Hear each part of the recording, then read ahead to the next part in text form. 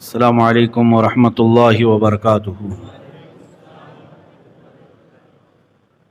الحمد للہ وکفا وسلام علی حبیبہ المصطفیٰ، اما بعد فاعوذ باللہ من الشیطان الرجیم، بسم اللہ الرحمن الرحیم۔ ان اللہ وملائکتہ یصلون علی النبی یا ایہا الذین آمنوا صلوا علیہ وسلموا تسلیما۔ اللہم صل علی سیدنا و مولانا محمد معدن الجود والکرم وآلہ واصحابہ الکرام وابنہ الکریم وبارک وسلم صلاة دائمة سرمدا ابدا۔ بسم اللہ الرحمن الرحیم۔ افلا یتدبرون القرآن ولو کان من عند غیر اللہ لوجدوا فیہ اختلافا کثیرا۔ صدق اللہ مولانا العظیم۔ تو کیا غور نہیں کرتے قرآن میں؟ اور اگر وہ غیر خدا کے پاس سے ہوتا تو ضرور اس میں بہت اختلاف پاتے۔ عزیزان گرامی، یہ آیت خالص قرآن عظیم کے متعلق آئی ہے کہ تم قرآن میں غور و فکر کیوں نہیں کرتے؟ یعنی یہ تمام لوگوں کے لیے جھنجھوڑنے والی بات ہے کہ اللہ تبارک و تعالیٰ نے اس میں ماضی کی خبریں بھی بتائی ہیں، مستقبل کی خبریں بھی بتائی ہیں، جو ہو چکا اور جو ہونے والا ہے، تقریباً سب خبریں اس کے اندر موجود ہیں، اور کبھی کوئی خبر آج تک اس کی جھوٹ نہیں ثابت ہو سکی۔ جو قرآن نے گزشتہ خبروں کی ہمیں باتیں بتائی ہیں، اس میں سے بھی کہیں کوئی ٹکراتی ہوئی چیز نظر نہیں آئی۔ یعنی سائنس کے اعتبار سے یا عقل کے اعتبار سے بھی کوئی چیز ایسی نہیں لگتی قرآن نے جو بیان کیا ہے کہ ایسا نہیں ہو سکتا، بلکہ جتنی خبریں قرآن نے بیان کی ہیں اس کی تصدیق بھی ہو رہی ہے، آج بھی ہو رہی ہے اور ہوتی بھی رہے گی۔ اور ایک بات، جو آنے والے معاملات کے متعلق قرآن نے بیان کیا ہے ان میں بھی آپ دیکھ لینا، زندگیاں باقی رہی تو ایک بھی چیز غلط ثابت نہیں ہوئی اور نہ ہوگی۔ تو اللہ تعالیٰ فرما رہا ہے جب تمہارے پاس ایسی کتاب موجود ہے جس کے اندر ماضی کی بھی خبریں ہیں اور مستقبل کی بھی خبریں ہیں، اور تمہاری ہدایت بھی ہے، تمہارے لیے شفا بھی ہے، تمہاری پوری زندگی گزارنے کا اصول بھی ہے، دستور حیات بھی ہے، تو پھر اس میں غور کیوں نہیں کرتے؟ اللہ تعالیٰ نے فرمایا افلا یتدبرون القرآن، لوگوں کو کیا ہوا کہ یہ لوگ غور و فکر نہیں کرتے قرآن پاک میں؟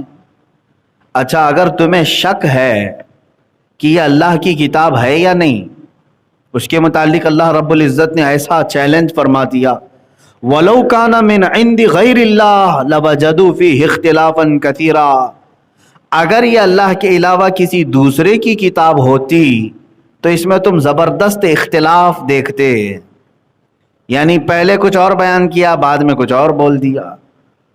6666 آیتیں اور ایک ہی وقت میں نہیں نازل ہوئیں، 23 سال لگ گئے، 23 ایئرس نازل ہونے کے لیے قرآن پاک کو۔ ان 23 سال میں یہ 6000 سے زیادہ جو آیتیں نازل ہوئیں، ایک آیت مجھے نکال کر کے بتا دو کہ قرآن میں شروع میں ایسا کہا گیا، آخر میں ایسا کہا گیا، دونوں آیتیں ٹکراتی ہوں۔ اس لیے اللہ تعالیٰ فرما رہا ہے کہ اگر یہ کسی اور کی ہوتی تو ضرور اس میں ٹکراؤ تم کو مل جاتا۔ یہ اللہ کی کتاب ہے جو بالکل مقدر کے اعتبار سے بنایا ہے، یہاں تک کہ اگر اس کو میتھمیٹک کے حساب سے بھی تم پرکھ کر کے دیکھ لو گے تو قرآن کی کوئی آیت حساب کے اعتبار سے بھی ایک حرف بھی ادھر ادھر نہیں نظر آئے گی۔ یہ قرآن میں غور و فکر کرنے والے جو میتھس کے ماہرین ہیں انہوں نے حساب لگا کر کے اس کی آیتوں کو کاؤنٹ کر کے، اس کے حروف کو کاؤنٹ کر کے دیکھا، کس سورے میں کتنی آیتیں ہونا چاہیے اتنی آیتیں آ گئیں، کس آیت میں کتنے حروف ہونے چاہیے وہ حروف آ گئے۔ حساب کرنے والے کیلکولیشن کر کے تھک گئے، ایک حرف بھی ادھر سے ادھر نہیں نظر آیا۔ اسی لیے تو میرے عزیزو، ایک چھوٹی سی سورہ انا اعطیناک الکوثر فصلی لربک وانحر ان شانئک هو الابتر، قرآن کی سب سے چھوٹی سورہ ہے اور ہیں بھی 3 آیتیں، اس میں صرف 3 آیتیں۔ آپ کو ایسا لگتا ہوگا کہ ایک چھوٹی سی سورہ ہے، چند حروف ہیں، چند آیتیں ہیں، لیکن جو عربی داں ہے، جو عربی کے نشیب و فراز کو جانتا ہے، وہ اس کی حکمتیں جانے گا کہ اس کو کیسے پیرویا گیا ہے، 3 آیتوں میں کیا کیا معنی بیان کر دیے گئے، یہ عرب ہی جان سکتے ہیں۔ اسی لیے اس سورے نے ایسا چیلنج کر دیا تھا عرب میں۔ پہلے عرب میں دستور تھا، جو بڑا شاعر، جو سب سے بڑا شاعر ہوتا اور اس کا شعر سب سے ہائی لیول کا ہوتا، اس کے مقابل میں کسی کا شعر نہیں ہوتا، تو اس کو چیلنج کرنے کے لیے وہ خانہ کعبہ کے دروازے کے پاس لا کر لٹکا دیتا۔ وہ شاعر لٹکا تھا، اگر اس کا کوئی جواب لکھ دیتا تو پہلے والے وہ شعر اتار لیے جاتے، دوسرا والا لگا دیا جاتا، وہ چیلنج رہتا۔ پھر دوسرا، اگر اس کا بھی مقابلہ کرنے والا کوئی تیسرا شاعر آ جاتا اور اس کے شعر اچھے ہو جاتے، اس کے لیے پوری پینل بیٹھتی شاعروں کی، بڑے بڑے فصیحوں کی، وہ لوگ فیصلہ کرتے۔ ایک آدمی فیصلہ نہیں کرتا، پورا عرب مل کے فیصلہ کرتا کہ کس کا شعر سب سے عمدہ ہے، پھر وہ اتار دیا جاتا۔ یہ چلتا رہتا تھا، خانہ کعبہ کے پاس لٹکائے جاتے تھے۔ جب یہ سورہ نازل ہوئی، میرے آقا صلی اللہ تعالی علیہ وسلم نے یہ 3 آیتیں لکھوا کر کے خانہ کعبہ پر لٹکوا دیا، جاؤ اس کو لٹکا دو۔ جب یہ لٹکایا گیا، 3 ہی آیتیں تھیں، ظاہر سی بات ہے اب جواب آنا چاہیے، اب اس سے بہتر جو لکھ کر کے لائے گا تب یہ اتارا جائے گا۔ تو سارے شاعر آئے اور ان سے بن نہیں سکا کہ اتنی چھوٹی ایک 3 آیتوں میں سمندر کو پیرو دیا جائے، اتنے بڑے معنی اس کے اندر رکھ دیے جائیں۔ اسی لیے میں کہہ رہا ہوں میرے عزیزو، آپ تو غور و فکر کرتے نہیں قرآن میں، تو سمجھ میں کہاں سے آئے گا کہ عربی کی بلاغت کیا ہوتی ہے، فصاحت کیا ہوتی ہے، عربی کے اندر باریکیاں کیا ہوتی ہیں، یہ عربی پڑھنے والا سمجھ جائے گا۔ تو بہت شاعروں نے دیکھا مقابلہ کرنے کی، آخر میں بہت بڑے شاعر کو بلایا، سارے لوگوں نے مل کر کے اس کا جواب لکھو۔ تو اس نے بہت غور و فکر کیا، وہ بات کرتا تو شعر میں بات کرتا، اگر کسی سے خیریت بھی پوچھنا ہوتا اس کو تو وہ فصیح شعر میں پوچھتا، اتنا ماہر تھا۔ جب وہ آیا خانہ کعبہ پر، یہ 3 آیتیں لٹکی ہوئی دیکھا، تو اس نے اپنی جانب سے ایک اور ایڈیشن اس میں لگا دیا، انا اعطیناک الکوثر فصلی لربک وانحر ان شانئک هو الابتر۔ یہ 3 آیتیں تھی۔ اس عرب کے بڑے شاعر نے جس کو مقابلے کے لیے بلایا تھا، اس نے نیچے لکھ کر کے اس پہ لٹکوا دیا، ما ھذا کلام البشر، کہا کہ یہ بشر کا کلام ہو ہی نہیں سکتا، بشر انسان، یہ انسان کا کلام ہو ہی نہیں سکتا، اس کا جواب ممکن نہیں ہے۔ وہ دن آخری تھا جو خانہ کعبہ کے دروازے پر لٹکایا گیا، اس کے بعد پھر کبھی نہیں لٹکایا گیا، لٹکنے والا معاملہ ختم ہی ہو گیا، اس لیے کہ قرآن چیلنج بن کر کے آیا اور عربوں کو چیلنج دیا قرآن نے۔ آج سننے میں یہ آتا ہے کہ امریکہ پوری لابی کو لے کر کے قرآن کا مقابلہ کرنے بیٹھا ہوا ہے۔ الفرقان نام سے انہوں نے کتاب لکھی، الفرقان نام سے، اور اس کو مشہور کرنے کی کوشش بھی کیا۔ چائنا میں بھی ہم نے سنا، کیونکہ چائنا کی عادت ہے ہر چیز کا ڈپلیکیٹ بنانے کی، سوچا ہوگا کہ قرآن کا بھی ڈپلیکیٹ بنا دیں، اور امریکہ نے اپنی پوری لابی کو لے کر کے الفرقان، آپ کو پتہ ہے فرقان، اتنے سارے مسلمان ہیں، کہاں بات ہے، وہ پتہ نہیں کہاں لکھا اور کہاں چھپا اور کہاں چھپا، لیکن قرآن کا مقابلہ نہیں کر سکا۔ میرے عزیز، یہ وہ امریکہ جہاں تمہاری صبح اور شام انگلش میں ہوتی ہے، جہاں تمہاری زبان اور تمہاری بول چال عربی سے ذرا برابر بھی واقفیت نہیں رکھتی، تم ساری جمعیت کو لے کر کے قرآن کا مقابلہ کرنے کی کوشش کر رہے ہو۔ خدائے عزیز و جبار نے اس زمانے میں جب اسی زبان کے ماہرین تھے تب چیلنج کیا تھا کہ لکھ کر کے لاؤ، وہ بڑے بڑے جو عربی داں تھے وہ نہیں لا سکے، تو پھر انگلش دان جو ہیں وہ عربی کا مقابلہ کرنے کی کیسے سکت رکھ سکتے ہیں؟ بناؤ گے تم، ہو سکتا ہے اس طرح کی بہت ساری کتابیں بنا لو گے، لیکن ان کتابوں کا حال وہی ہوگا جو اور دوسرے ناول اور دیگر کہانی کی کتابیں ہیں، بہت ساری آتی ہیں، شیکسپیئر کی کتابیں بھی آئی اور چلی گئی، بہت سارے ناول بھی آتے ہیں، کہانیاں لکھی جاتی ہیں اور چلی جاتی ہیں.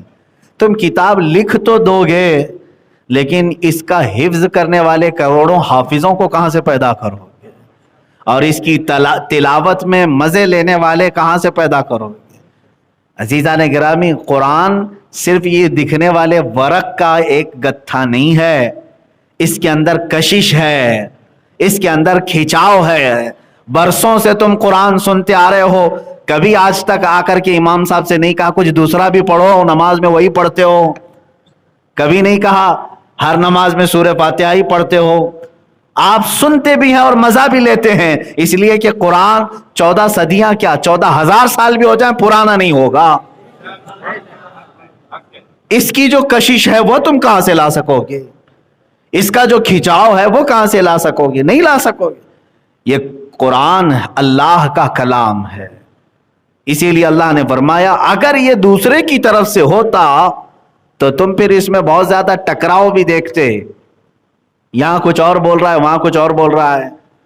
اس لیے کہ میرے پاس اسٹڈی کیا ہوا تھوڑا بہت ہی میرا مطالعہ ہوگا.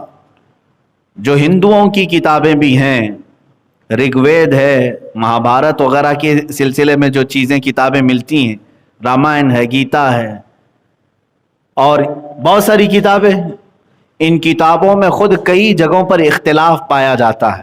یہ میں نہیں کہہ رہا، اگر میں کہوں تو ظاہر سی بات ہے ان کو تکلیف ہوگی، بلکہ ان کتابوں کو پڑھنے والے، ان کی گائیڈ لکھنے والے جو بڑے بڑے پنڈت ہیں، ان میں سے ہی بعض پنڈتوں نے یہ دعویٰ کیا ہے کہ یہ کتابوں کا لکھنے والا کون ہے ہم کو معلوم ہی نہیں ہے، پتہ ہی نہیں. بعض نے بعض کی طرف نسبت کی، بعض نے بعض کی طرف نسبت کی، انہیں خود اختلاف ہے. اور اختلاف کیسے نہیں ہوگا؟ ظاہر سی بات ہے اس کی حفاظت نہیں ہو سکی، الگ الگ جگہوں پر الگ الگ بیانات آ گئے. اسی طرح بائبل کی بات آپ لے لیں، انجیل جو تھی وہ اللہ کی کتاب ہے، لیکن بعد میں عیسائیوں نے اس میں جو خرد برد کیا ہے وہ آج صاف نظر آتا ہے. کچھ پرانی انجیل کو اٹھائیں تو کچھ اور دکھتا ہے، نئی انجیل کو اٹھائیں تو کچھ اور دکھتا ہے. اسی صفحے پر اسی لائن میں پہلے کچھ اور آرڈر دکھ رہا ہے، آج کچھ اور آرڈر ہے. تو اس سے پتہ چلتا ہے کہ ایک کا لکھا ہوا نہیں ہے، اس میں خرد برد ہوا ہے.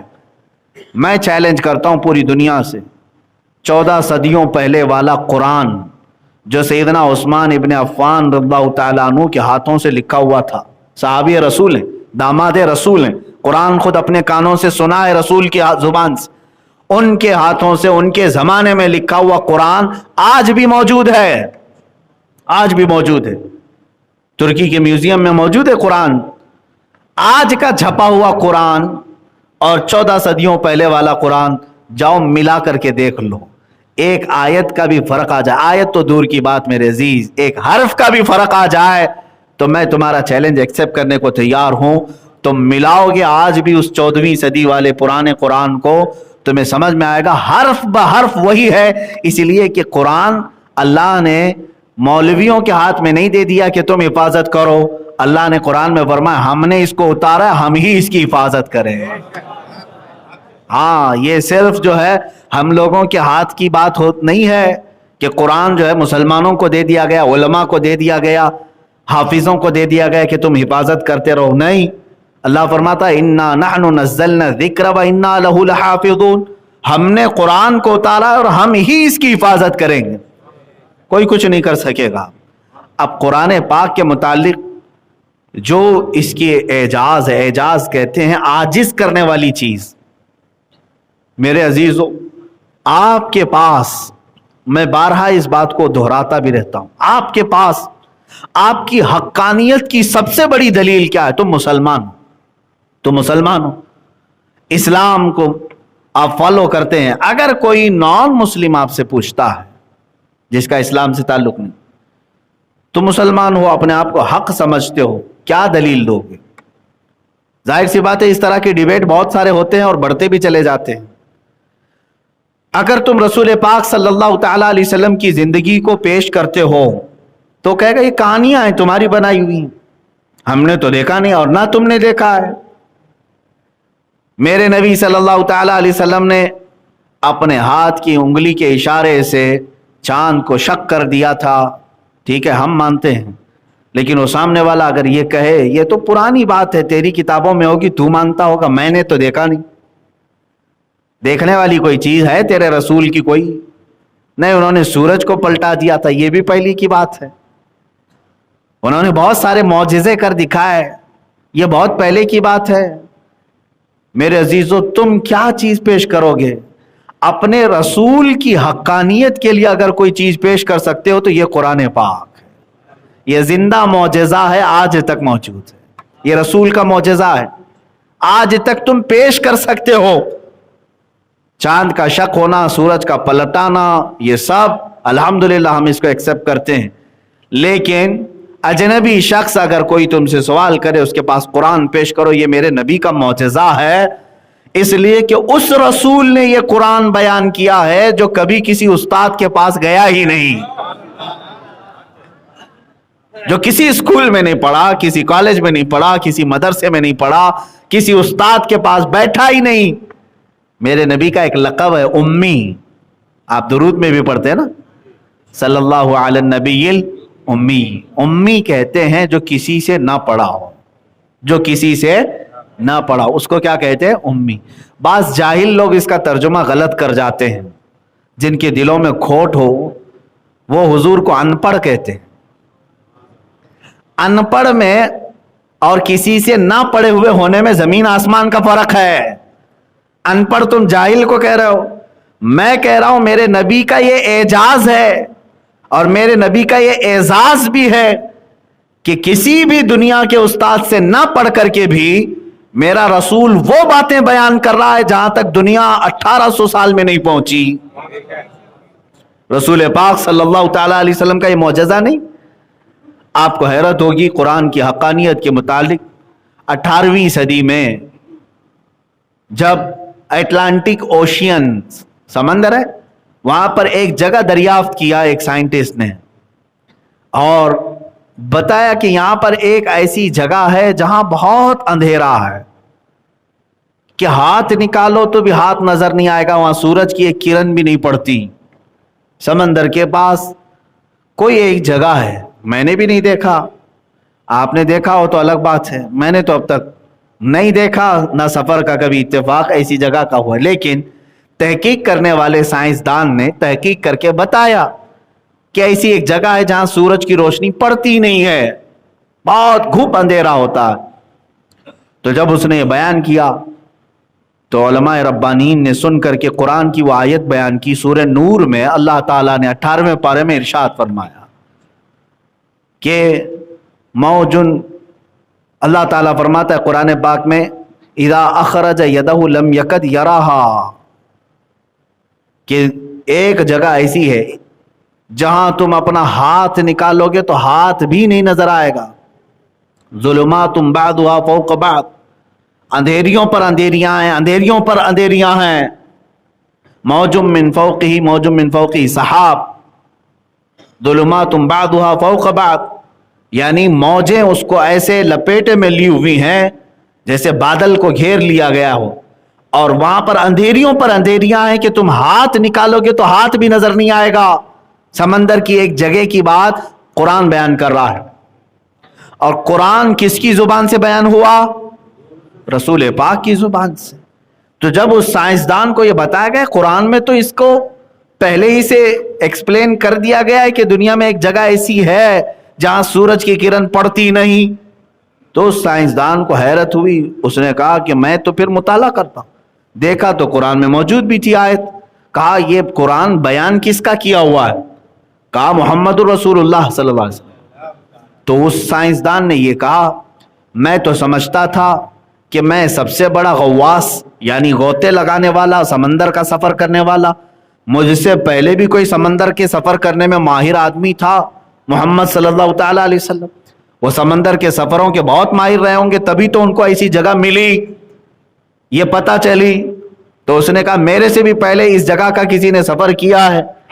जब उसने तहकीक किया और मेरे आका की सीरत पढ़ा, हैरत होगी आप, हुजूर की 63 साला जिंदगी में कभी एक बार भी हुजूर ने समंदर का सफर नहीं किया। हुजूर पाक सल्लल्लाहु ताला अलैहि वसल्लम कभी समंदर के सफर पर गए ही नहीं। माहिर वो कह रहा है मेरे तरह से वो समंदरों का बहुत सफर करते होंगे तभी उनको ये जगह मिली होगी। इत्तेफाक ऐसा कि हुजूर कभी समंदर के किनारे भी नहीं गए। अब उसकी हैरत की इंतहा ना रही, जो शख्स अपनी पूरी जिंदगी में कभी समंदर देखा ही नहीं, जाहिरी तौर पर गया ही नहीं, वो अगर दरमियाने समंदर मौजूद एक अंधेरियों का जिक्र करता है तो इसका मतलब वो आम बशर नहीं बल्कि उसे ये कायनात का पैदा करने वाला बताया होगा, तभी उसने बताया। अजीजान गिरामी वक़ार, कुरान का एक नहीं कई मौजज़े हैं। रसूल पाक की जुबान से उन चीजों को अल्लाह ने बयान कर दिया जो एक आम आदमी नहीं बोल सकता। आज साइंस तरक्की कर चुकी है ना, साइंस में आज एम्ब्रियोलॉजी को ले लें, बच्चे के पैदा होने के जो मरहले हैं आज मालूम किया गया है। अच्छा, माइक्रोस्कोप जो है, खुर्दबीन जो छोटे को बड़ा करके दिखाती है, ये भी कब इजाद हुई? मुश्किल से 200 साल हुए, 200 साल। वो भी जब शुरू की मशीन थी माइक्रोस्कोप, वो इतना छोटा जर्रा नहीं देख सकती थी जो आज देख रही। तरक्की होते आई है। और सोनोग्राफी, एक्सरे और ये जो सीटी स्कैन के जरिए से अंदर की चीजें मालूम करना, पेट के अंदर की, ये सब की तरक्की 100 साल से ज्यादा की तारीख नहीं है। 100 साल से ज्यादा या 150 200 साल से ज्यादा की तारीख नहीं है। पेट के अंदर की चीजें मालूम करने की तारीख ना साइंस के पास थी, ना अमेरिका, यूरोप, किसी के पास नहीं। ये मेरा चैलेंज। और मैं कब की बात कर रहा हूं? 1400 साल पहले की। तुम्हारी तरक्की से भी 1200 साल पहले अरब की उस सरजमीन पर जहां खाना काबा है, मक्का मुकर्रमा है या मदीना तैयबा, अरे मियां वहां पर तो सवारियां घोड़ों की और ऊंटों की करने वाले लोग। उस जमाने में मोहम्मद अरबी सल्लल्लाहु ताला अलैहि वसल्लम की जुबान से अल्लाह ताला ये कहलवा रहा है, तुम खलक़नल नुत्फ़ता अलक़तन फ़खलक़नल अलक़त मुदग़तन फ़खलक़नल मुदग़त इज़ामन फ़कसौनल इज़ाम लहमा सुम्मा अंशअनाहु खल्क़न आख़र फ़तबारकल्लाहु अहसनुल ख़ालिक़ीन। अल्लाह ताला फरमाता है, हमने नुत्फ़े को, नुत्फ़ा कहते हैं मनी का एक बूंद, नुत्फ़े को हमने अलका बनाया। अलका कहते हैं चिंगम की तरह चिपकने वाला खून, बस्ता खून, खून जमा हुआ खून बनाया। अल्लाह फरमा रहा है, तुम्मा खलक़नल अलक़त मुदग़तन, फिर इस अलके से, ये चिपकने वाला जो खून है, लोथड़ा है, इससे हमने गोश्त का टुकड़ा बनाया, गोश्त का टुकड़ा बनाया, इससे गोश्त बन गया। अब फिर उसमें अल्लाह फरमाता है फ़खलक़नल मुदग़त इज़ामन, फिर उस गोश्त के टुकड़े में हमने हड्डियां डाली। फ़खलक़नल मुदग़त इज़ामन फ़कसौनल इज़ाम लहमा, फिर जब हड्डियां भी बन गई, गोश्त भी हो गया, तो हमने उसके ऊपर चमड़ी चढ़ा दी। और फिर आखिर में अल्लाह फरमाता है हमने उसको एक बेहतरीन शक्ल देकर दुनिया में भेजा। अब ये एम्ब्रियोलॉजी में हम आते हैं। एम्ब्रियोलॉजी डॉक्टर्स जानते होंगे, साइंस के लोग, जो बच्चे की पैदाइश के जो मरहले हैं या बच्चे के पेट के अंदर के मालूमात, जो लोग इसके स्पेशलिस्ट हैं वो एम्ब्रियोलॉजी कहलाते हैं। उन लोगों के नुक्ते नज़र से आप जा करके उनसे पूछ लें बच्चे के मरहले क्या क्या होते हैं, वो बताएगा। पहले 4 वीक्स में कितना होता है, 8 वीक में क्या होता है, फिर 2 महीने के बाद क्या होता है, पूरी तारीख मौजूद है। आज साइंस खुला हुआ मौजूद है, आप जाकर तहकीक कर सकते हैं बच्चा पैदा होने के जो मरहले हैं, मंजिलें हैं, वो कितनी हैं। तो आपको साइंस भी आज बताएगा कि शुरू में वो एक बूंद होता है, उसके बाद फिर जो है खून जमा होता है, और खून की उन्होंने भी, आज साइंस ने भी ये बताया है, ऐसे होता है जैसे चिपकने वाली कोई चीज हो, और फिर उसके बाद जैसे किसी ने चबा करके, यानी दांतों के जो निशान है, इस तरह की चीज। अरबी की बहुत सारी बारीकियां हैं जो मैं आज मुख्तसर से अंदाज में नहीं बता पाऊंगा। उसके बाद साइंस कहता है कि उसमें गोश्त का टुकड़ा बनता है, फिर उसके बाद हार्ट बीट शुरू होती है, और उसके बाद फिर उसकी हड्डियां बनने लगती हैं, फिर 9 महीने के बाद یعنی 7ویں مہینے میں بچہ مکمل بن جاتا ہے تقریباً. 6 مہینے کے بعد 7ویں مہینے میں آتا ہے بچے کی پوری. یہی کیٹیگریز، یہی مرحلے، یہی منزلیں جو قرآن نے گنایا 1200 سال پہلے، sonography, X ray, C T scan کے بعد آج ترقی کر کے تم نے چھان بین کر کے معلوم کیا بچہ نطفے سے علقہ بنتا ہے، علقے سے مضغہ بنتا ہے، مضغے سے پھر اس کے اندر چمڑی آتی، ہڈیاں آتی ہیں. یہ تمام چیزیں آج 1200 سال بعد تم نے تحقیق کر کے بتایا. مجھے بتاؤ اس محمد عربی صلی اللہ تعالی علیہ وسلم کے پاس کون سے سی ٹی اسکین کی مشین تھی، کون سا ایکس رے تھا، کون سا سونوگرافی تھا؟ ان کے پاس کوئی اس طرح کی مشین نہیں تھی.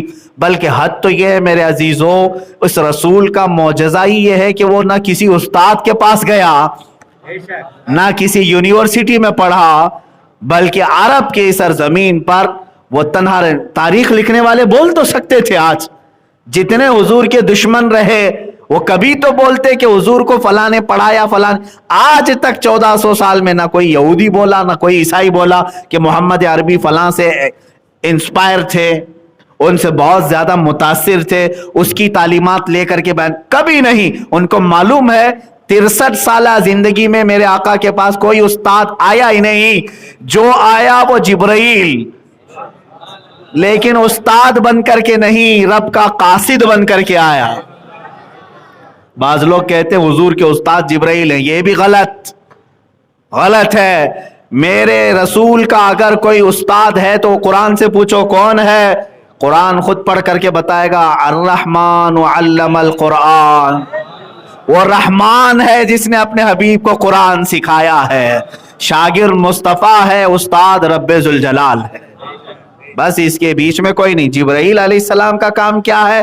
بلکہ بعض اوقات تو خود کہتے ہیں لے کر کے آئے الف لام میم، آیتیں لے کر کے آئے ہیں. یہ بھی تو آیت ہے نا، کاف ہا یا عین صاد، یہ بھی آیت ہے.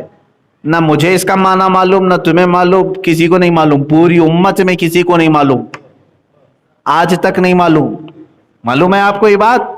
جو حروف مقطعات ہیں سورتوں کے شروع میں جو الفاظ آتے ہیں ان کا ترجمہ نہیں کر سکتے. یہ ترجمہ ہے قرآن میں لے کے بیٹھا ہوں. ترجمے والا قرآن بھی اٹھا کر کے دکھاؤں، وہاں پر آپ کو ڈیش ڈیش رہے گا. کوئی ترجمہ نہیں کر سکتا ان آیتوں کا. کیوں؟ یہ اللہ اور مصطفیٰ کے درمیان کے راز ہے. حتیٰ کہ جبرائیل امین علیہ الصلاۃ والتسلیم کو بھی ان آیتوں کے معنی نہیں بتائے گئے. اگر وہ استاد ہوتے تو حضور پاک صلی اللہ تعالی علیہ وسلم ان سے پوچھ لیتے نا کہ جبرائیل یہ کاف ہا یا عین صاد کا کیا معنی ہے. نہیں، میرے آقا کو معلوم تھا جبرائیل کا کام صرف پیغام پہنچانا ہے اور علم دینا تو اللہ کا کام ہے. میرے عزیزو، اب یہاں چیلنج سب سے بڑا یہ ہے کہ قرآن اس رسول کی زبان سے بیان کرایا گیا جو رسول کبھی کسی استاد کے پاس گیا ہی. کیا یہ معجزہ نہیں ہے؟ یہ معجزہ نہیں ہے؟ حیرت کی بات ہے آج جب کوئی چھوٹا بچہ 6 سال کا 7 سال کا کیلکولیشن کرنے میں ماہر ہوتا ہو، ہر حساب بتا دیتا ہے تو اس کو ٹی وی میں لے آیا جاتا ہے، میڈیا میں لایا جاتا ہے. ارے یہ 10ویں پڑھا نہیں لیکن 10ویں کے حساب بتا رہا ہے. لیکن میرا چیلنج ہے آج جو 6 سال کا یا 7 سال کا بچہ بھی میتھمیٹکس کے ٹف سے ٹف فنڈے حل کر کے بھی دکھاتا ہو تو ضرور اس کو کسی استاد نے ٹپس بتائے ہوں گے. ماں کے پیٹ سے کوئی نہیں سیکھ کے آیا. لیکن میرا یہ چیلنج ہے مصطفیٰ کریم صلی اللہ تعالی علیہ وسلم نے جو عجائبات بیان کیے ہیں، قرآن حضور کی زبان سے بیان ہوا، حضور کی زبان سے بیان ہوا. یہی تو سب سے بڑا معجزہ ہے. جو کبھی کسی استاد کے پاس نہیں گیا وہ ایسی باتیں بیان کر رہا ہے جس کو 1400 سال سے آج تک لوگ تحقیق کے مراحل سے گزار رہے ہیں. سائنس بھی اس پر ترقی کر رہی ہے، سائنسدان بھی قرآن کا مطالعہ کر رہے ہیں. جو بیان کیا قرآن نے وہ آج اس کو تحقیق کے مرحلوں سے گزارتے ہیں تو ہو بہو وہی چیزیں ان کو مل جاتی. جیسے کہ اس سے قبل میں نے بتایا تھا علامہ اقبال کے متعلق بات ملی تھی. جرمنی میں ایک بڑا سائنسدان تھا، اس کے ہاں آپ کا آنا جانا تھا. اس کی ایک لائبریری تھی، اس کے اندر وہ کسی کو آنے نہیں دیتا تھا. ایک بار وہ باہر کہیں گیا تھا، یہ لائبریری کھول کر چلے گئے اندر، لیبارٹری یا لائبریری جو بھی ہے جہاں وہ تحقیقات کرتا تھا. یہ جا کر کے دیکھتے ہیں تو میز پر قرآن رکھا ہوا ہے. وہ مسلمان نہیں تھا، وہ دوسرے مذہب سے تعلق رکھنے والا. آپ نے دیکھا، اس کے بعد آ گئے واپس. وہ جب واپس سفر سے آیا تو اسے ایسا لگا کہ کوئی تو اندر آ کے گیا ہے، میری چیزیں الٹ پلٹ دکھ رہی. تو بلایا ان لوگوں کو، کون گیا تھا؟ تو انہوں نے بتا دیا کہ میں گیا تھا. تو اس نے بہت برہمی کا اظہار کیا، غصے کا اظہار کیا، لیکن ان کو سائڈ میں بلایا، کہا راز ہے، راز رکھو. کیا دیکھا تم نے؟ کہا وہی تو مجھے بھی خلیش ہے جو چیز میں دیکھا اندر تمہارا قرآن سے کیا تعلق ہے؟ تم اپنی میز پر قرآن کیوں رکھی ہو؟ تو اس نے کہا کہ بات در حقیقت یہ ہے کہ میں جو بھی ایکسپیریمنٹ کرتا ہوں یا جو کچھ بھی تجربے کرتا ہوں اس کو قرآن سے میں میچ کر کے دیکھتا ہوں کہ کہیں اس میں بیان ہوا ہے کیا اس طرح کا. اگر اس میں کچھ بھی ایسی چیز بیان ہوئی ہے اسی پر میں اپنا وقت لگاتا ہوں، اس لیے کہ مجھے یقین ہوتا ہے اس میں جو بیان کی گئی ہے اس پر محنت کروں گا تو کچھ نہ کچھ بن کے ضرور نکلے گا. میرے عزیزو، دنیا اس پر تحقیق کرتے کرتے بہت دور پہنچ گئی. جس کے لیے قرآن آیا وہ قوم اس کو بہت اوپر رکھ کر کے سو گئی. اسی لیے علامہ اقبال نے کہا تھا وہ زمانے میں معزز تھے مسلمان ہو کر، وہ زمانے میں معزز تھے مسلمان ہو کر، آج ہم خار ہوئے ہیں تاریک قرآن ہو کر. آج ہم جو ذلیل ہوئے قرآن چھوڑ کر. قرآن میں اللہ تعالیٰ نے یہ آیت میں یوں پوچھا ہے تم سے، افلا یتدبرون القرآن، قرآن میں غور و فکر کیوں نہیں کرتے؟ قرآن میں غور و فکر کیوں نہیں کرتے؟ میرے عزیزو، قرآن کو جن لوگوں نے غور و فکر کا ذریعہ بنایا ان کا حال کیا تھا؟ حضرت عبداللہ ابن عباس رضی اللہ تعالیٰ عنہ صحابی، سید المفسرین ان کو کہتے ہیں، تفسیر میں سب سے زیادہ آپ کی روایتیں.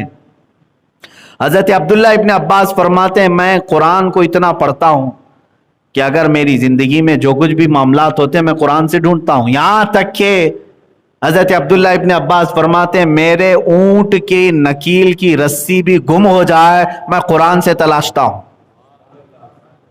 یہ حیرت کی بات ہے، کہاں اونٹ کے گلے کی رسی اور کہاں قرآن پاک میں. لیکن یہ قرآن ایک ایسا سمندر ہے جو جتنے غوطے لگائے گا اتنی موتیاں نکال لائے گا.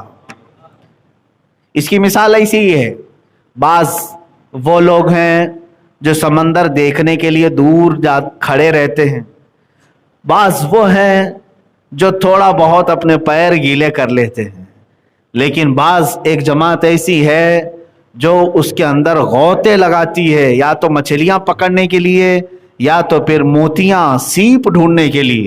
3 جماعتیں بتائی گئی ہیں سمندر کے پاس رہتی ہیں، ایک صرف نظارہ کرنے والی، اور ایک صرف پیر بھگونے والی، اور ایک غوطے لگانے والی. کہا کہ ابھی آپ کو بتائیں کہ یہ تینوں جماعتیں کون سی ہیں؟ کہا یہ عوام الناس جو نمازیں تو پڑھتی ہیں، قرآن سننا تو چاہتی ہیں، پسند تو کرتی ہیں، لیکن قرآن میں اندر داخل ہونا نہیں چاہتی. یہ وہی لوگ ہیں جو سمندر کے کنارے کھڑے ہونے والے ہیں، بس دیکھتے ہیں. اور بعض وہ ہیں جو پیر دھو لیتے ہیں، یہ وہ علماء ہیں جو تھوڑے بہت قرآن پاک کی آیتیں، جیسے ہم جیسے لوگ بھی ہوں گے، یعنی ہم دور سے تو نہیں دیکھ رہے. اتنا تو ہے اللہ کا فضل ہے کہ ہم نے قرآن پڑھا بھی، یاد بھی کیا، اور اس کی ترجمہ اور تفسیر تک چلے گئے، تو پیر دھونے والوں میں کم سے کم نام آ گئے. لیکن فرمایا گیا کہ وہ جماعت جو غوطے لگاتی ہے وہ امام اعظم ابو حنیفہ، امام شافعی، امام مالک، امام احمد بن حنبل، یہ وہ لوگ ہیں جو قرآن پڑھتے ہیں اور اس کی باریکیاں اور اس کے اندر کی موتیاں نکال کر کے قوم کو پیش کرتے ہیں. تو یہ 3 جماعتیں ہیں. اب آپ کا کون سی جماعت میں نام آتا ہے یا آپ کو ڈیسیژن لینا ہے، آپ کا فیصلہ ہے. بلکہ میں سمجھتا ہوں بعض تو وہ ہوں گے جو سمندر سے ڈر کے روڈ پہ ہی کھڑے ہوتے ہوں گے، دیکھتے بھی نہیں ہوں گے، قریب بھی نہیں جاتے ہوں. ایسی بھی جماعت ہے وہ جانا بھی نہیں چاہتے ہوں قرآن کے قریب. آج شاید ان لوگوں میں بھی کئی لوگوں کا نام شامل ہو سکتا ہے.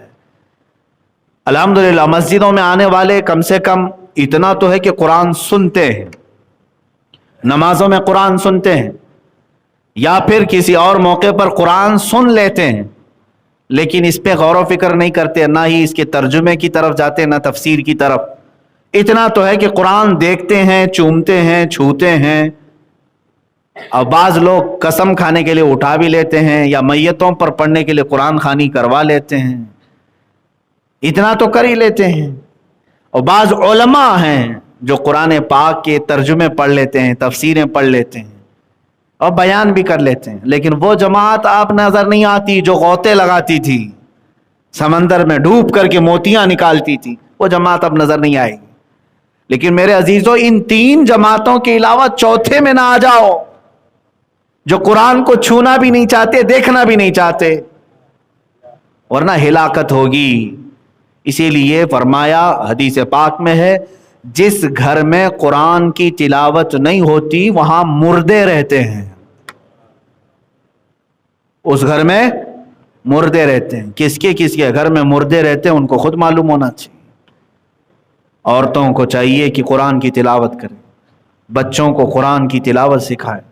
حضرت عبداللہ ابن مسعود رضی اللہ تعالیٰ عنہ سے متعلق ایک روایت ملتی کہ جب قحط آ گیا لوگ پریشان تھے، لیکن آپ خوشحال تھے، اور آپ کے پیشانی پر ذرا برابر بل نہیں۔ کچھ لوگوں نے پوچھا، قحط سالی کا کچھ خوف نہیں آپ کو؟ کہا نہیں، ڈر نہیں ہے، اس لیے کہ میں نے رسول کریم صلی اللہ تعالیٰ علیہ وسلم سے سنا ہے، جس کے گھر میں اس کی بچیاں یا بچے سورہ واقعہ پڑھتے ہیں وہ کبھی محتاج نہیں ہوں۔ میں اپنی بچیوں کو سورہ واقعہ کی تلاوت روزانہ کرواتا ہوں، مجھے قحط کا کوئی خوف نہیں۔ عزیزان گرامی وقار، آپ بھی کیا اپنے بچوں اور بچیوں کو اس طرح کی روٹین میں لگاتے ہیں؟ خود کو بھی تو چاہیے۔ آج چلو قرآن اٹھانے میں اگر تمہیں بھاری لگتا ہے تو ہر ایک کے موبائل میں آ چکا ہے۔ موبائل تو ایسا تمہارا یار ہے کہ اس سے دور رہتے نہیں ہو، نہ سونے کے وقت، نہ کھانے کے وقت، نہ طہارت میں جانے کے وقت، کہیں نہیں چھوڑتے اس کو۔ اتنا قریبی یہ لنگوٹ یار ہے، اس کے باوجود اس کے استعمال میں کبھی اس کے نصیب میں اس کی اسکرین پر قرآن کھولنا نہیں آتا۔ ڈاؤن لوڈ کر لو، قرآن پاک رکھ لو، کبھی تو نکالو قرآن پاک۔ اگر دیکھ کے پڑھ نہیں سکتے تو کم سے کم ریکارڈڈ قرآن پاک کی آوازیں، اس میں سینکڑوں قاریوں کی قرآن کی تلاوت محفوظ ہے۔ اے نوجوانوں، اگر تمہارے پاس دیکھ کر کے پڑھنے کا اتنا موقع نہیں مل رہا ہے تو تم ایئر فون لگا کر کے گندے اور غلیظ گانے سننے سے بہتر ہے کہ قرآن کے نغمے سن لو۔ اپنے کانوں میں ایئر فون لگا کر کے بہت ساری چیزیں تم سنتے رہتے ہو، قرآن سنو۔ اگرچہ تمہیں سمجھ میں نہ آئے، لیکن ایک بات یاد رکھو، قرآن بارش ہے، تمہارے دل کو دھوتا رہے گا۔ جس قدر آیتیں تمہارے کانوں میں پڑتی جائیں گی اتنا تمہارے دل کا میل یہ دھوتا رہے گا۔ قرآن سننا بھی عبادت ہے، پڑھنا بھی ہے، سننا بھی عبادت ہے، لیکن کیا سب سے زیادہ ناانصافی ہم نے قرآن کے ساتھ نہیں کی؟ ہماری قوم نے۔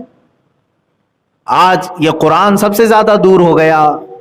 بچپن میں ہم اپنے بچوں کو قرآن سینے سے لگا کر کے بھیجتے تھے مدرسوں کو، یہی آج بھی معمول ہے۔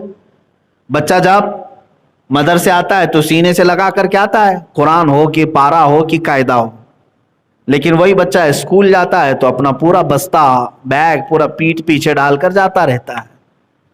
کبھی اس کو ہم آبزرو نہیں کرتے۔ بچپن سے ہمارے بزرگوں نے بتایا تھا کہ قرآن سینے کی طرف پہلے نمبر پر ہو، بعد میں اس کے بعد جو کچھ بھی ہے وہ قرآن کے بعد، لیکن بڑا ہونے کے بعد بچہ اس کو پیچھے ڈال دیتا ہے، اس کو آگے کر لیتا ہے، قرآن پاک کو چھوڑ دیا جاتا ہے۔ اور بہت سارے لوگوں کا تو آج رواج ایسا ہے کہ ایک بار قرآن دیکھ کر کے ناظرہ ختم ہو گیا، ختم قرآن کی محفل ہو گئی، اس کی ہدیہ ہو گیا، اس میں لڈو لایا، گل پوشی کیا، استاد کو نذرانہ دے دیا، اس کے بعد قرآن اٹھا کر کے رکھ دیا۔ اب کسی سے ہم نے کہا بھی تھا بیٹا قرآن پڑھو، کہا نہیں میرا ختم ہو چکا ہے قرآن۔ ارے قرآن ناظرہ ختم ہو گیا تو اس کا مطلب کیا ہے؟ یہ کوئی ڈگری تھی جو تو انجینئرنگ کر رہا تھا، اب دوبارہ نہیں پڑھے گا؟ قرآن تو تجھے استاد نے سلیقہ سکھایا پوری زندگی بھر پڑھنے کے لیے. موت آنے تک قرآن کو اپنے ساتھ رکھو. اور یہ تمہارا ایسا رفیق ہے, ایسا دوست ہے جو قبر میں بھی تمہارا ساتھ نہیں چھوڑتا, بلکہ فرمایا گیا قبر میں اگر کوئی تمہارے لیے انسیت کا سبب بن سکتا ہے, کوئی تمہارے دل کو ہلکا کرے گا گھبراہٹ سے, ڈر سے, تو قرآن ہے. قرآن تمہارے لیے قبر میں بھی آئے گا. اور میرے آقا صلی اللہ تعالی علیہ وسلم تو یہاں تک ارشاد فرماتے ہیں قیامت کے دن قرآن جس کی سفارش کر جائے پھر اس پر جنت میں جانا واجب ہوگا, اور جس کے خلاف کھڑا ہو گیا قرآن اسے پھر دوزخ میں جانا واجب ہو جائے گا, وہ ضرور دوزخ میں چلا جائے گا. آپ اس قرآن کو دیکھ کر کے کبھی یہ دیکھو دل پر ہاتھ رکھ کر کے کہ کہیں ایسا تو نہیں کہ یہ قرآن قیامت میں میرے خلاف نہ کھڑا ہو جائے, میں نے اس کا حق ہی نہیں ادا کیا. برسوں ہو جاتے ہیں چھوا نہیں, مہینوں ہو جاتے اٹھایا نہیں, ہفتے ہو جاتے ہیں. میرے عزیزوں قرآن کو اٹھاؤ. اسی لیے میں بارہا کہتا ہوں بڑھاپا بھی آ گیا تو کیا فرق پڑتا ہے, اگر تم نے اپنی جوانی میں یا بچپن میں نہیں سیکھا تھا تو قرآن سیکھنے میں کوئی شرم اور عیب کی بات نہیں, کوئی شرم اور عیب کی بات. میرے استاد گرامی, میرے مرشد گرامی حضور تاج الشریعہ رحمت اللہ تعالی علیہ کو میں نے خود دیکھا 70 سال کی عمر میں وہ قرآن حفظ کر رہے تھے, جبکہ ان کی آنکھیں بھی جا چکی تھی, گلے کی آواز میں تکلیف تھی, کان میں سننے میں تکلیف تھی, اس کے باوجود 70 سال کی عمر کے بعد وہ قرآن حفظ کر رہے تھے. قرآن تو بچپن میں دیکھ کر کے پڑھنا سیکھ گیا اور سب معانی تفاسیر سب آ گئے, لیکن ان کا ایک شوق تھا کہ میں حافظ قرآن بھی بنوں. کب شروع کیا؟ 70 سال کے بعد. اور کسے سناتے تھے؟ 15 سال کے ایک بچے کو سناتے تھے, جبکہ ان کے مریدین میں ہی بڑے بڑے علماء اور فقہاء ہیں, ان کے مریدین میں ہی محدثین بھی ہیں, لیکن ایک 15 سال کے 16 سال کے بچے کو آپ جتنا یاد کیے وہ سنا رہے ہیں. میں نے صرف اس سے یہ اخذ کیا کہ قرآن سیکھنے میں اور سکھانے میں, پڑھنے میں اور پڑھانے میں کبھی کسی کو شرم نہیں محسوس کرنی چاہیے, نہ جھجک نہ عیب. بڑے بڑے علماء نے جب اس عمر میں قرآن حفظ کرنا شروع کیا ہے, تو آج اگر کسی کی عمریں زیادہ ہو گئی اور وہ قرآن دیکھ کر کے بھی پڑھنا نہیں سیکھا تھا تو میرے عزیز اب بھی تمہارے پاس وقت ہے. جب تک تمہاری آنکھیں سلامت ہے, زبان سلامت ہے, پڑھ لو اس کو, ورنہ قیامت کے دن اتنی سخت پکڑ ہوگی. قرآن کھڑا ہو گیا اگر تمہارے خلاف تو پھر جنت میں جانا مشکل ہو جائے گا.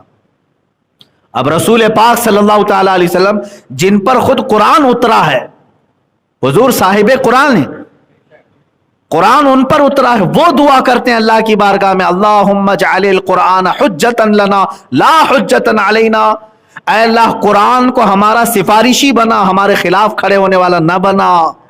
حضور دعا کرتے تھے, اللہ کے نبی دعا کرتے تھے, تو باقی لوگوں کو خوف نہیں ہوتا, ڈر نہیں ہوتا کہ میں نے قرآن چھوا ہی نہیں, پکڑا ہی نہیں, کیا ہوگا میرے ساتھ. اے عزیزو, مر جانے کے بعد دوسرے لوگوں سے قرآن خوانی کروا لینا یہ قرآن کا حق نہیں ہے. قرآن تمہارے زندوں کے لیے اترا ہے. عجیب بات نہیں کہ قرآن ایک زندہ معجزہ ہے اور زندوں کی ہدایت کے لیے آیا ہے, لیکن امت کا المیہ تو دیکھو مردوں پر پڑھنے کے لیے رکھ دیا ہے. اس کو صرف مردوں پر پڑھنے کے لیے قرآن رکھا گیا ہے. قرآن زندوں کو جگانے کے لیے آیا ہے. ہاں, مردوں پر ایصال ثواب تو ہم ضرور کریں گے, لیکن کل قرآن کا مقصد یہی نہیں ہے کہ قرآن خوانی کر کے ان کو ثواب پہنچائیں. قرآن کا جو اصل مقصد ہے وہ تمہیں زندگی کے اصول سکھانے آیا ہے, تمہیں دستور حیات دینے آیا ہے. جن کے دل سخت ہو چکے ہیں ان کے دلوں کو نرم کرنے آیا ہے, جو رب تعالیٰ سے برگشتہ ہو چکے انہیں اللہ کی بارگاہ میں لانے آیا ہے. تو اس کا مقصد ہی نہیں سمجھے, اور کیسے نہیں سمجھیں گے, کیسے سمجھیں گے جب چھوئیں گے نہیں اس کو, پکڑیں گے نہیں اس کو. جا کر کے اپنے گھروں میں دیکھ لیں. عورتوں سے بھی میں گزارش کروں گا, اللہ ماشاء اللہ سب گھروں کی بات نہیں کرتا, اکثر گھر ایسے بھی ہیں جہاں روزانہ تم ٹی وی تو پوچھتے ہوں گے, فریج کو روزانہ پوچھ کر کے رکھتے ہیں, گیس کے چولہے کو ہر دن صاف کر کے رکھتے ہیں. قرآن کو دیکھو دھول بھی جمی ہوگی, اتنا اوپر رکھ دیا جاتا ہے کہ ہاتھ بھی نہ جائے. رمضان ٹو رمضان اس کو اتارتے ہیں, या फिर ओकेशनली मौसमी तौर पर कोई अगर बड़ी रात आ जाए या फिर घर में किसी की मैयत हो जाए तो उतारे। नहीं मेरे अजीजों, कुरान तुम्हारे लिए इतना आम हो जाए, इतना आम कि तुम अपने दिनों की इब्तिदा कुरान से करो, फिर देखो अल्लाह ताला तुम्हें किस औज पर पहुंचाएगा। इकबाल ने यही कहा, वो जमाने में मुअज़्ज़ज़ थे मुसलमान होकर, आज हम खार हैं तारीके कुरान होकर। दर्स कुरान अगर हमने न भुलाया होता, ये जमाने ने जमाना न दिखाया होता। दर्स कुरान अगर हमने न भुलाया होता, ये जमाने ने जमाना न दिखाया होता। आज जो जमाना हमें अपना सख्त चेहरा दिखाया है, उसकी वजह यही है कि तुम दर्से कुरान को भूल बैठे। मुझे बताओ, मैं किसी की हिजू नहीं करना चाहता, तौहीन नहीं करना चाहता। सैकड़ों मस्जिदें होंगी, सैकड़ों मस्जिदें अल्लाह ने तौफीक दी है, मैं शुक्र भी बजा लाता हूँ, मेरे लिए भी और आपके लिए भी। कितनी मस्जिदें ऐसी हैं जहां नमाज के बाद बैठ करके कोई तफसीर कुरान का दर्स हो रहा हो? कहाँ है? मैं ज्यादा इसको प्रेफर इसीलिए करता हूं, मैं अपने जलसे छोड़ देता हूं लेकिन कुरान की तफसीर को नहीं छोड़ना चाहता। फिर भी इमरजेंसी आ जाए तो अलग मसला है। मैंने ये महसूस किया मेरी अपनी जिंदगी में, आज तकरीबन 10 साल हो गए कुरान की तफसीर अर्ज करते हुए। मैंने महसूस किया है जो हार्ट चेंजिंग, जो दिल का इनकलाब कुरान की तफसीर से आता है, वो बड़ी बड़ी कॉन्फ्रेंसों से भी नहीं आता। ये मैंने महसूस किया है। कुरान का दर्स और कुरान की तफसीर जो दिलों को बदलती, आंखों में आंसू ले आती है, दिल जो नरम हो जाता है और रब की बारगाह में झुकने पर अपनी लज्जत महसूस करता है, वो बड़े बड़े जलसों में भी नहीं देखा, बड़ी बड़ी तकरीरों में भी नहीं हुआ। जलसे आज तकरीरों के इल्ला माशाअल्लाह सिर्फ दिखावा रह गया है। अल्लाह हम सबको हिदायत अता फरमाए। मैं अगर इन बातों को सख्ती के साथ अर्ज कर रहा हूं तो बाज़ लोग मुझे भी ब्लेम करेंगे कि आप भी जलसे बहुत सारी चीज़ें करते हैं। मेरे अजीज़ों में उसका मुखालिफ हूं। जलसे ज़रूर होनी चाहिए, लेकिन जलसों के अंदर जो रूहानियत होनी चाहिए वो गायब है। पान खाते लोग, गुटखा थूकते हुए लोग जलसों में खड़े हैं नापाकी की हालत में। ऐसा लगता है जैसे कोई तमाशा देखने के लिए सर्कस में आए हुए लोग दूर दूर खड़े होकर के तमाशा देख रहे हों, जैसे स्टेज पर कौन कितना चिल्ला रहा है। और आने वाला भी ये सोचता है कि मेरे ऊपर जितने नारे लगे उतना मैं कामयाब हो जाऊंगा, चाहे उनके दिल में बात उतरे कि ना उतरे। और इंतजामिया जो कमेटी होती है जलसे कराने वाली, उनका भी ख्याल यही होता है, साइलेंट मुकर्रर नहीं चलता, थोड़ा उछल कूद करने वाला चाहिए, लोगों को कुछ हंसाए, लोगों को कुछ जोश दिलाए। तो फिर अगर यही निज़ाम जलसों का रह गया तो मैं समझता हूँ ये बेकार है, फजूल है, माल का ज़िया है, पैसों का खर्च करना है। मैं समझता हूँ वो जलसा सबसे बेहतर है जिसमें लोग बावजू बैठे हों, तहारत के साथ आए हों, कुरान करीम की तफसीर हो, अहादीस रसूल बयान हो, उलमाए उम्मत, सुलहाए उम्मत, औलिया कामिलीन के उनके तज़किरे हों, और फिर सुनने वाला उस दिन अहद करके उठे कि मैं यहाँ पर सर्कस देखने नहीं आया था बल्कि अपने दिल को बदलने आया था। वो तौबा करके उठे तो यकीनन उसका फ़ायदा होगा। लेकिन मेरे अजीज़ों, जहाँ कहीं आपकी पहुँच है या मेरी आवाज़ जहाँ तक पहुँचती है, मैं ये कहूँगा हर आलिम को चाहिए कि वो तफसीर कुरान को शुरू कर दे। अपनी कौम को जब तक तुम कुरान से करीब नहीं करोगे तब तक ये धक्के खाती रहेगी। कुरान इनके लिए आया है, हमारे लिए आया है। दरसे कुरान अगर हमने ना भुलाया होता, ये ज़माने ने ज़माना ना दिखाया होता। फिर से वापस आ जाओ, तुम्हारे पास पूरा निज़ाम हयात है। कुरान पाक से दूर होने की वजह से कहाँ कहाँ हम धक्के खा रहे हैं जानते हैं? लोग हमें बेवकूफ़ बना रहे हैं हर फील्ड में, हर मैदान में। तिजारत के उसूल तुम्हें मालूम नहीं, धोखे में आ जाते। कुरान पाक ने वो भी सिखाया हमें।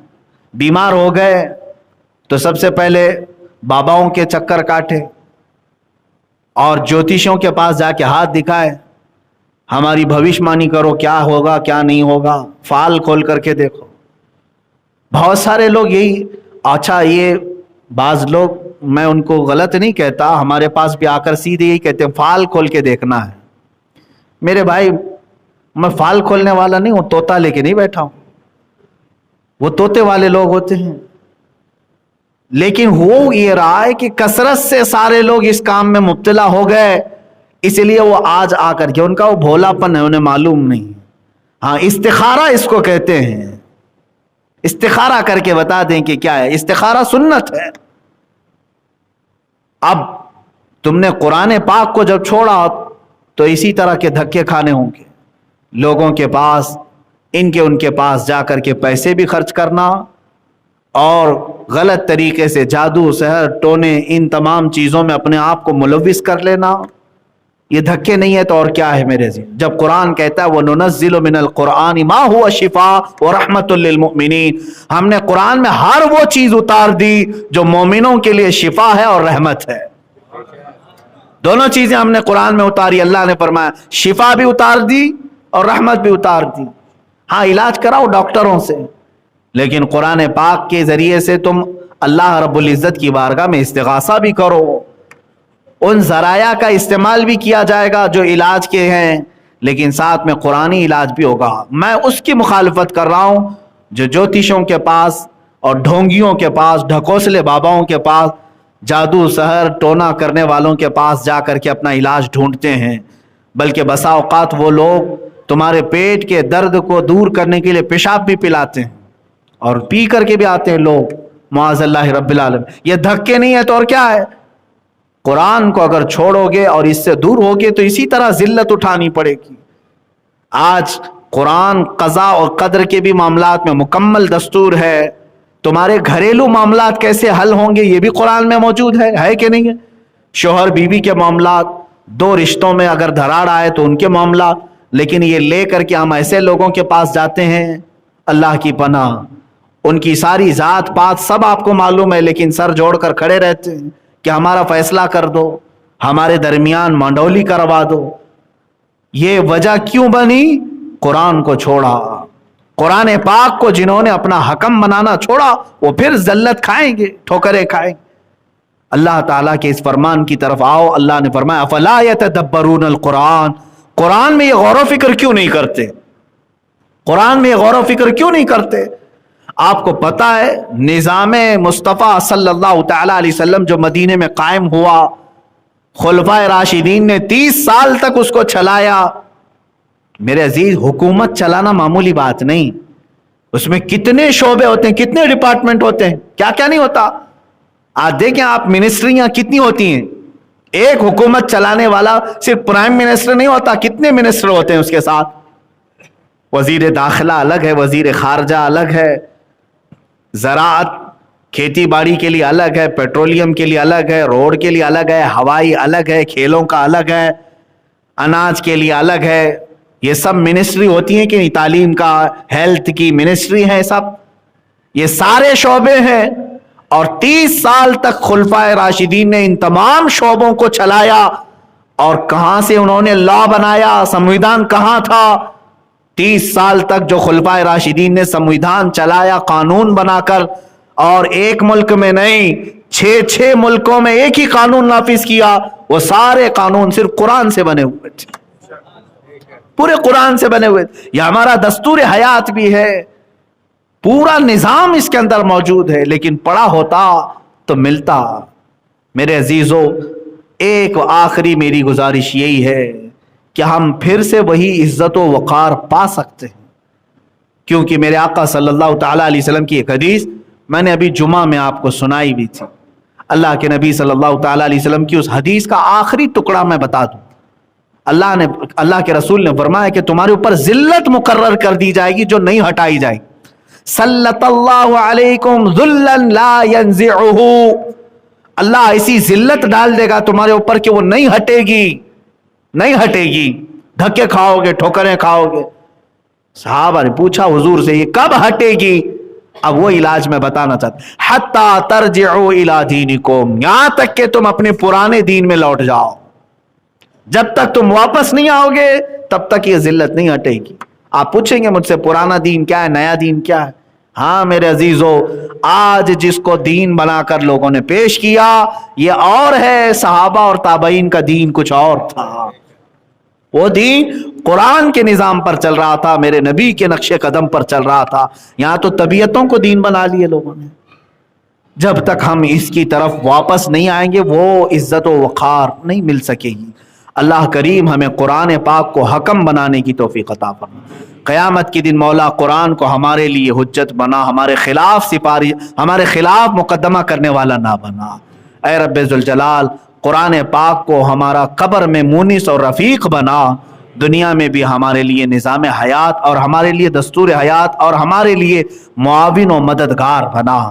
اے رب ذوالجلال، اس کی ہر آیت پر اور تفسیر پر مجھے بھی اور سب کو عمل کرنے کی توفیق عطا فرما۔ وآخر دعوانا ان الحمد للہ رب العالمین۔ السلام علیکم۔